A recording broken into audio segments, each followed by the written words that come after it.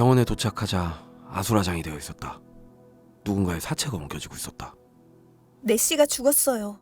어젯밤 옥상에서 뛰어내렸대요. 그 환자의 병실에서 나온 직후에 그랬대요. 모든 병원에는 반드시 그 환자가 있기 마련이다. 유독 이상한 환자. 아무리 경험 많은 의사도 포기하게 하는 인물.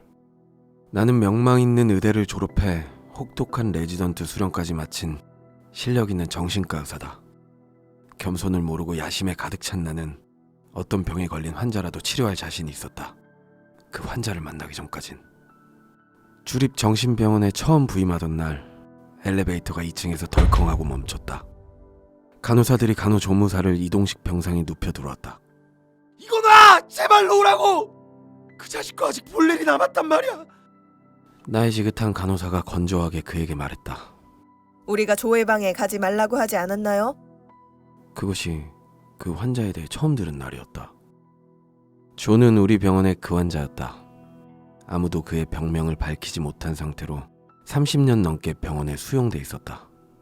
사람들은 본명 대신 그를 조라고 불렀다.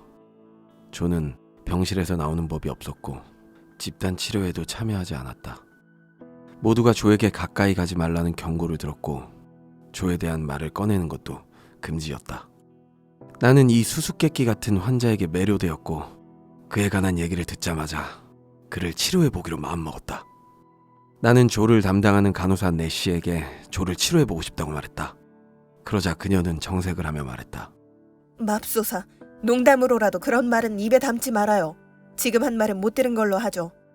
약을 들고 매번 조의 병실에 가야 할 때마다 차라리 내가 여기 입원하고 싶어진다고요. 그 대화를 나누고 얼마 후 내씨는 조의 병실에서 나와 옥상에서 뛰어내렸다. 내씨의 도움을 얻을 수 없게 되자 나는 조와 관련된 서류를 찾아다녔고 마침내 그의 진찰 기록을 찾아냈다. 1973년 6월 5일 벽 안에 있는 괴물이 밤에 나타난다는 등 뚜렷한 환각 증세를 보임. 괴물이 환자의 마음속에 있는 것뿐이라고 말하자 안정을 찾음.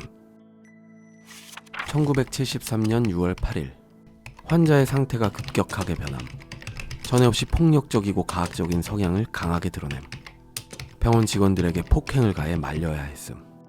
1973년 6월 10일 의사에게 거지 같은 주정뱅이 고자새끼 등 폭언을 쏟아냈는데 모두 의사가 어릴 때 당한 인신공격에 해당함. 왜 그런 말을 했는지 물어봤지만 답변을 거부함.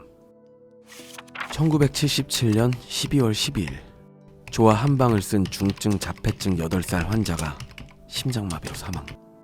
그 후 조는 병실을 혼자 쓰게 됐지만 그 대가로 방 안에 갇혀 있어야 했다.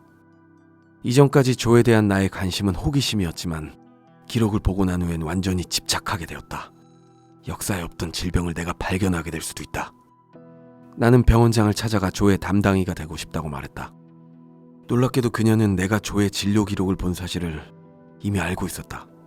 당신이 본 건 내가 보라고 일부러 놔둔 겁니다. 그리고 더욱 믿기 힘들 사실들을 말했다. 나는 우리 병원에서 가장 똑똑한 인재였죠. 그런데도 조를 치료한 지 4개월 만에 약 한 통을 통째로 삼킬 수밖에 없었어요. 나 다음에 조를 담당한 의사는 6개월 버티고 이 병원에 수용되었다가 자살했죠. 그 다음 의사는 조를 치료하다 사직서를 남기고 자기 머리에 총을 쐈고요. 차갑고 예리한 그녀의 얼굴 뒤로 분노가 어렸다. 이 모든 사실을 듣고도 나는 자신 있었다.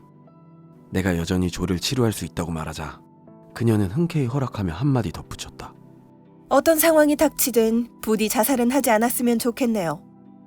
이제 조를 만날 시간이다. 나는 천천히 복도 제일 마지막 방 조의 병실로 걸어갔다. 그리고 손잡이를 당겼다.